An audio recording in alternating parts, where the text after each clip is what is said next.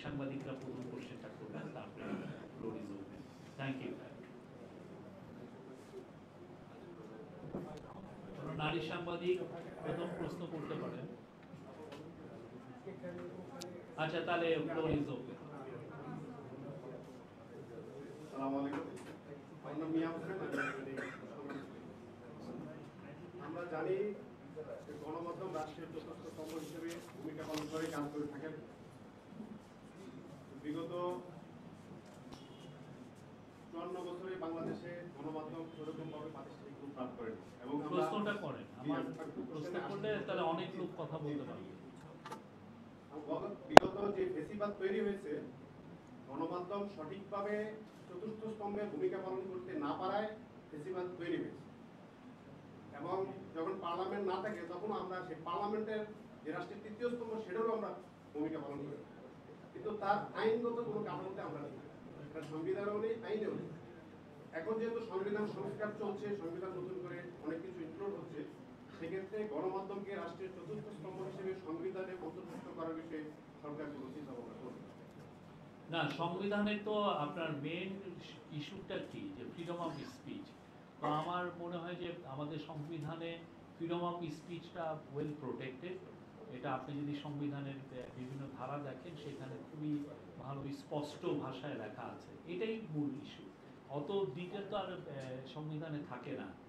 আর সেটা কিন্তু তারপর দেখা যাচ্ছে যে ফ্রিডম অফ স্পিচ বলা হলেও আমাদের ইতিহাসের করুণ একটা অধ্যায় হচ্ছে যে বারবার এই ফ্রিডম অফ স্পিচটাকে খর্ব করা হয়েছে। আপনি জানেন শেখ মুজিব এটা করেছেন, পরবর্তীতে মিলিটারি গভর্নমেন্টগুলোর মধ্যেও এইটা টেন্ডেন্সি ছিল। আর আমরা গত 15 বছরে তো দেখেছি এটা একটা ভয়াবহ রূপ আমরা দেখেছি। তো সেই জায়গা থেকে আমাদের গভর্নমেন্টের ইচ্ছাটা হচ্ছে যে দেশে ফ্রিডম অফ স্পিচ যাতে ইনস্টিটিউশনালাইজড হোক। এবং আপনারা জানেন অনেকের ক্রিটিসিজম সত্ত্বেও আমরা কিন্তু কোনো মিডিয়াকে আমরা বন্ধ করিনি, যদিও তাদের অনেকের বিরুদ্ধে অনেক রকমের বড় বড় অভিযোগ। তারা কি কি অভিযোগ আপনারা জানেন, আমি এটা নতুন করে রিপিট করতে চাই না। বাট আপনারা দেখেছেন ইভেন যে জুলাই অগস্টেও অনেক সাংবাদিক আছেন যে ইভেন শেখ হাসিনা যে প্রেস কনফারেন্সে দেখেছেন তারা কিভাবে আমাদের যে প্রোটেস্টারদের এগেনস্টে তারা অ্যাকশন নিতে বলছে, তাদেরকে জঙ্গি হিসাবে ডিক্লেয়ার করছে, সন্ত্রাসী হিসাবে ডিক্লেয়ার করছে। এই সাংবাদিকরা কেউ কেউ এখন বিভিন্ন পদে আছেন, তারা বিভিন্ন পদে আছেন, আমরা জানি, আমরা দেখছি। কিন্তু কথা হচ্ছে এই প্রোটেস্টটা আপনাদের তরফ থেকে আসা উচিত। বাংলাদেশে জার্নালিজমটা পরিশুদ্ধ হোক, কেউ যেন চামচামি জার্নালিজম না করে। আপনি চামচামি জার্নালিজম করে কারো কোনো ফায়দা হয় না। এতে হয়তো যেটা কারো পূর্বাঞ্চলের প্লট হয়, কেউ কেউ হয়তো বিদেশে তাদের ছেলে মেয়ে পাঠাতে পারেন। এবং দেখেন অনেক জার্নালিস্ট বিদেশে চলে গেছে। কেন বিদেশে গেছে? বিকজ টাকা, বিশাল পরিমাণ টাকা সে বিদেশে নিয়েছে। তার বিদেশের টাকাটার সোর্স আছে। জার্নালিস্ট কয় টাকা ইনকাম করে? আমি তো অনেক অনেক টাকা ইনকাম করতাম, কিন্তু তারপরে তো দেখা যায় যে বেশি সেভিংস তো হয় না। তো অনেকে 300-400 কোটি টাকা বানিয়েছেন, এবং যাদের অ্যাকাউন্টসে যে নিউজগুলো আমরা দেখি যে অনেকগুলো টাকা। আমরা চাই যে জার্নালিজমের ফ্রিডম অফ স্পিচটা ইনস্টিটিউশনাল হোক। প্রত্যেকটা পত্রিকা, নিউজ ওয়েবসাইট, টিভি তাদের অবশ্যই মতাদর্শ থাকবে, কিন্তু রিপোর্ট যেগুলো করুক সেটা যেন প্রো পিপল হয়, মানুষের কথা বলে এবং পাওয়ারফুল পিপলকে অ্যাকাউন্টেবল করে। আপনার কাজটা কি? পাওয়ারফুল পিপলকে অ্যাকাউন্টেবল করা, মানুষকে সঠিক তথ্য দেওয়া। এইটা যেন হয়, কেউ যেন ডিসইনফরমেশন না ছড়ায় এবং চামচামি যেন না হয়। ভয়াবহ রকমের চামচামি হয়েছে গত 15 বছর, ভয়াবহ। এবং এটার জন্য আমরা একটা কাজ করছি যে আমাদের যে জার্নালিজমের যে ফেইলুর যেটা ছিল গত 15 বছরে, সেটা নিয়ে অলরেডি তো আমরা একটা কমিশন করেছিলাম, তারা একটা রিপোর্ট দিয়েছে ভালো। আপনারা সবাইকে আমি অনুরোধ করব এই রিপোর্টটা পড়তে, এটা অনলাইনে আছে। আর অ্যাট দ্য সেম টাইম আমরা যেটা করছি সেটা হলো ইউএনকে আমরা, ইউএনের যে অফিসকে আমরা একটা চিঠি দিচ্ছি, এটা আজকালকের মধ্যে যাবে। চিঠিতে আমরা বলছি যে তারা যেন একটা ইন্ডিপেন্ডেন্ট এক্সপার্ট নিয়ে এসে বাংলাদেশের জার্নালিজম কিভাবে ফেইলুর হয়েছে গত 15 বছর, হাসিনার 15 বছর, কিভাবে জার্নালিস্টরা সত্যিকার অর্থে মানুষজনকে জঙ্গি ট্যাগ করে তাকে কিলিং এর বৈধতা দিয়েছে অনেকে। আছে না? এই কাজগুলো কারা করেছে? অনেক ক্ষেত্রে একটা লোক, ভালো লোক, বা আমি জানি তার এগেনস্টে কোনো অভিযোগ নাই, তাকে আপনি জঙ্গি ট্যাগ করে দিলেন। এটা মানে কি, তারে আপনি স্টেটের সিকিউরিটি এজেন্সিকে আপনি প্ররোচনা করছেন যে তার এগেইনস্টে অ্যাকশন নিতে, তাকে মেরে ফেলতে। কাজগুলো তো হয়েছে। প্লাস হচ্ছে আমাদের জার্নালিজমের ফেলুর তো অনেকগুলো ছিল। আমাদের ডেমোক্রেসি চলে গেল, তিনটা ভয়াবহ রকমের রিগড ইলেকশন হলো, কিন্তু দেখেন কই আমাদের এই সময় তো জার্নালিজম ফেলুর হয়েছে। মাওলানা সাইদির মৃত্যুর ভার্ডিকের পরে আপনি দেখেন কি বড় একটা হত্যাযজ্ঞ হয়েছে, বা আপনি হেফাজতের ক্র্যাকডাউনের পরে কি ভয়াবহ ক্র্যাকডাউনে কি ভয়াবহ হত্যাযজ্ঞ হয়েছে। তো ওই সময় জার্নালিস্টদের রোলটা কি ছিল? প্রত্যেকটা সোসাইটি, বাংলাদেশটা প্রত্যেকটা সোসাইটিতে এই সমস্ত ঘটনা ঘটলে জার্নালিস্টদের রোল কিন্তু সামনে আসে। কে ইয়ে করেন? আমেরিকার মধ্যে হচ্ছে, আমেরিকার যখন আমেরিকায় যারা যে সমস্ত সাংবাদিকরা আমেরিকাকে প্ররোচিত করে ইরাক ওয়ারে পাঠিয়েছে সেই 2003 সালে, তাদেরকে নিয়ে অনেক লেখালেখি হয়েছে। এটা ভাইবেন না যে শুধু বাংলাদেশে হচ্ছে। যারা যারা এই কাজে, অনেকে জব হারিয়েছে। জুডিথ মিলার নামে একজন মহিলা, উনি জব হারিয়ে নিউ ইয়র্ক টাইমসে ছিলেন, শি লস্ট হার জব। এটা শুধু বাংলাদেশে হচ্ছে তা না, কারণ তারা একটা মানে সুশীল সাজেন এখন, তারা তো সেই সময় এই ধরনের উৎপাদন এই কাজগুলো করেছেন। তো এই জিনিসগুলো আমরা, এই ফেলুরগুলো আমরা জানতে চাই। এটা নিয়ে কোথায় কোথায় জার্নালিজমের ফেলুর হচ্ছে সেটা নিয়ে আমরা বিক্ষোভ হচ্ছে এবং তারা বলছে যে আওয়ামী লীগ দল হিসেবে পূর্ণাঙ্গভাবে নিষিদ্ধ করতে হবে এবং ঘোষণাপত্র তারা চাইছেন, এবং এখনো শাহবাগ ব্লকে তারা গতকাল রাত্রেও আমরা দেখেছি এখনো আছেন তারা। এখনো কেন? না, আমার যেটা মনে হয় যে পুরো আমাদের সোসাইটি, আমাদের পলিটিক্যাল পার্টিগুলো সবাই কিন্তু এটা একসেপ্ট করে নিয়েছে। আমরা যেই ডিসিশনটা নিয়েছি এটা ইউনিভার্সালি একসেপ্টেড হয়েছে। হ্যাঁ, দু একজন ছোটখাটো দু একটা প্রোটেস্ট হতে পারে, বাট সমস্ত বড় বড় দলগুলো সবার যে ডিসিশনটা এসেছে এটা ইউনিভার্সালি একসেপ্টেড হয়েছে। আমি আফজাল হোসেন, মাই টিভিতে কাজ করি। আমার প্রশ্ন হলো, ঈদে ইদানিং দেখছি আমরা বা ইয়াতে প্রায় 10 দিন ছুটি পাচ্ছে সরকারি কর্মকর্তারা, কিন্তু সাংবাদিকদের এটা একেবারে নেই বললেই চলে। বড়দের একই ঈদে পেলে আরেক ঈদে পায় না, নানা রকম, আপনি নিজে এগুলো ভালো জানেন। তো সাংবাদিকদের এই ছুটির ব্যাপারটা মানে আপনি কিভাবে দেখছেন, কিভাবে এটা বাড়ানো যায় বা সুবিধা দেওয়া যায়? এটা আমি যেটা মনে করি, এটা আপনাদের ইউনিয়ন এগুলো ব্যাপারে বলা উচিত।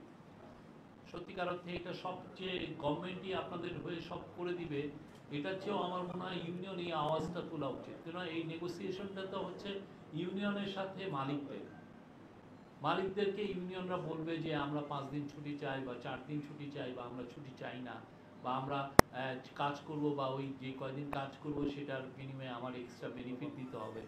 সেই যে এই ইস্যুগুলো তুলবে এটা কে? ইউনিয়ন তুলবে। কিন্তু আমাদের ইউনিয়ন তো গত 15 বছর পূর্বাচলের প্লট নিয়ে ব্যস্ত ছিল, ঠিক না? ডিজিএফআই এর দালালিতে ব্যস্ত ছিল। হ্যাঁ, মনিরুলের সাথে এমন কোন সাংবাদিকের নাই যে মনিরুল বার্থডে একটা গোলবার্ডের মার্ডারার মনিরুল, তার সাথে সবাই ছবি দিচ্ছেন, মনিরুল ভাই আপনি না আসলে দেশ উদ্ধার হতো না, এই সমস্ত মেসেজ দিচ্ছেন, দেন নাই? কত লোক মনিরুলকে বার্থডেতে উইশ করেছে, আমরা জানতাম সে কি ধরনের হিউম্যান রাইটস অ্যাবিউজ করছে, তারপরে তো এই কাজগুলো করছে। এখন আমার মনে হয় ইউনিয়নের উচিত এই আওয়াজগুলো তোলা। অনেকগুলো আওয়াজ আমাদের তোলা উচিত। আমাদের জার্নালিস্টদেরকে ভয়াবহ রকমের ভাবে ঠকানো হয়, 5,000 টাকা বেতন দেওয়া হয়, 10,000 টাকা বেতন দেওয়া হয়, এই যে ঠকানোটা, সেইগুলো নিয়ে আওয়াজ তোলা উচিত। আমাদের ডিএফপির যে সিস্টেমে সর্ষের ভিতরে ভূত, সেই জায়গাটায় আওয়াজ তোলা উচিত। সাংবাদিকরা এক একজন লিডার তাদের নামে পত্রিকা নিয়ে ওই পত্রিকা ডিএফপিতে সবচেয়ে উপরে রেখেছে, অথচ একটা কপি চলে না। নিজে পড়েন, ওনার বউ পড়েন, আর কেউ পড়েন না, চুরি করেন। আর সবচেয়ে বড় কথা হচ্ছে যে এই যে একটা আন্ডারগ্রাউন্ড পত্রিকা, এর মূল কাজই হচ্ছে বড় বড় পত্রিকাতে চুরি করা। বড় বড় পত্রিকা টাকা দিয়ে বেতন দিয়ে সাংবাদিক রাখেন, তাদের যে অঞ্জন একটা ভালো রিপোর্ট করলো, ওই অঞ্জনের রিপোর্ট আর একজন আন্ডারগ্রাউন্ডের পত্রিকার চুরি করে ছাপিয়ে দিল। ভয়াবহ জিনিস। সেগুলো নিয়ে ইউনিয়নের কথা বলা উচিত, জার্নালিস্টদের কপিরাইট নিয়ে কথা বলা উচিত, বেতনের একটা মিনিমাম ফ্লোর, আমি বারবার বলছি, এটা নিয়ে চিল্লাচিল্লি করা উচিত যে না, আমরা 30,000 টাকার নিচে বাংলাদেশের কেউ বেতন পাবে না, কোনো জার্নালিস্ট বেতন পাবে না। আর যারা দিতে পারবেন না তারা আল্লাহর হস্তে বন্ধ করে দেন। আপনার জার্নালিজম করার কোনো অধিকার নাই। বেতন দিতে পারবেন না, এই আওয়াজগুলো ইউনিয়নের তোলা উচিত, ঢাকা রিপোর্টার্স ইউনিটির তোলা উচিত। কিন্তু ইউনিয়ন তো এই কাজ করে না। ইউনিয়ন বসেই আছে কিভাবে পূর্বাচলের আর একটা প্লট পাওয়া যায়। না, আপনার প্রশ্ন হয়েছে, এবার অন্য কেউ। আমি মশিউর রহমান, আমি বাংলাদেশের সিনিয়র রিপোর্টার। এদিকে আমি আপনার দৃষ্টি আকর্ষণ করতে যেটা গুরুত্বপূর্ণ বিষয়, বর্তমান অন্তর্বর্তী সরকার ক্ষমতায় আসার পরে বেশ কিছু সাফল্য দেখিয়েছে। দ্রব্যমূল্য বলেন, বিদেশি লোন পরিশোধ বলেন এবং আদারি সবকিছুতে, কিন্তু একমাত্র একটা বিষয়, সেটা হচ্ছে শেয়ার বাজার। শেয়ার বাজারটা পুরোপুরি বসে গেছে।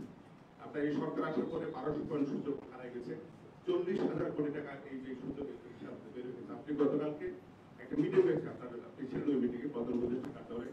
আমার জানার মধ্যে এখন পর্যন্ত কোনো সরকার প্রধান এভাবে শেয়ার বাজারে মিটিং করেনি। সুতরাং এই জন্য কিন্তু বিনিয়োগকারীদের খুব একটা আস্থা ছিল, এটা ভালো কিছু সিদ্ধান্ত আসবে। কিন্তু যে বিষয়টা দেখা গেছে, আপনি নিজেও বলেছেন আপনি খুব আশাবাদী, কিন্তু যে বিষয়টা দেখা গেছে এখানে বড় বড় কোম্পানি মার্কেটে আনা এবং বিদেশ থেকে একজন আপনার এক্সপার্ট আনা, এগুলো তো বিক্রি দেবো। শেয়ার বাজার অলরেডি আজকে 30 পয়েন্ট করে গেছে।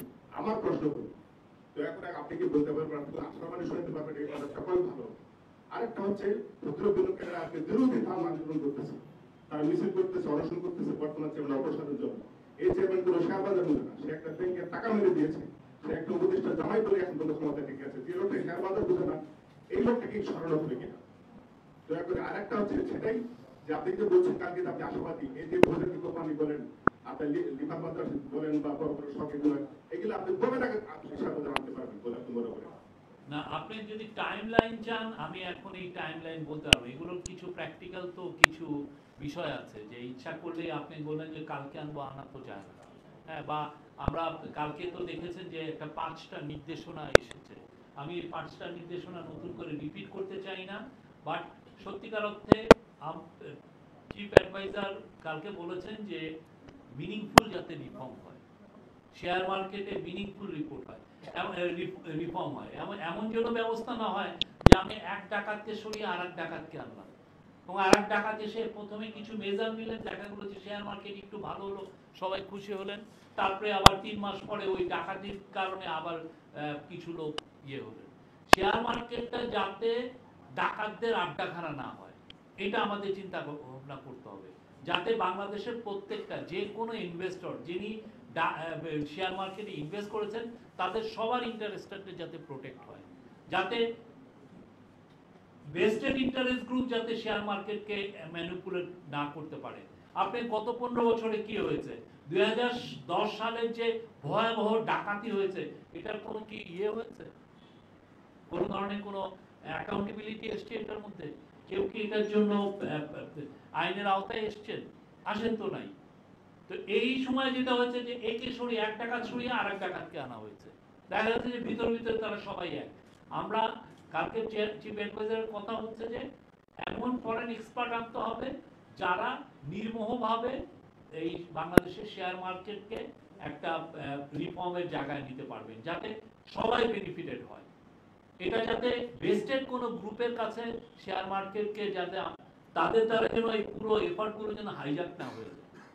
শেয়ার মার্কেটের সত্যিকার অর্থে মিনিংফুল রিফর্ম, যেটা অন্যান্য দেশে হয়েছে, যে কাজগুলো বাইরে অন্যান্য দেশে যেগুলো ক্লিন আপ, এটার বলে ক্লিন আপ প্রসেসটা যেন ঠিক মতো হয়, এবং আমরা যদি এই ক্লিন আপটা ঠিক মতো করতে পারি, বিশ্বাস করেন শেয়ার মার্কেট উঠবে। বাংলাদেশের ইকোনমি সামনে যত গতিতে উঠবে তার চেয়ে আরো দ্বিগুণ গতিতে শেয়ার মার্কেট উঠবে। Thank you.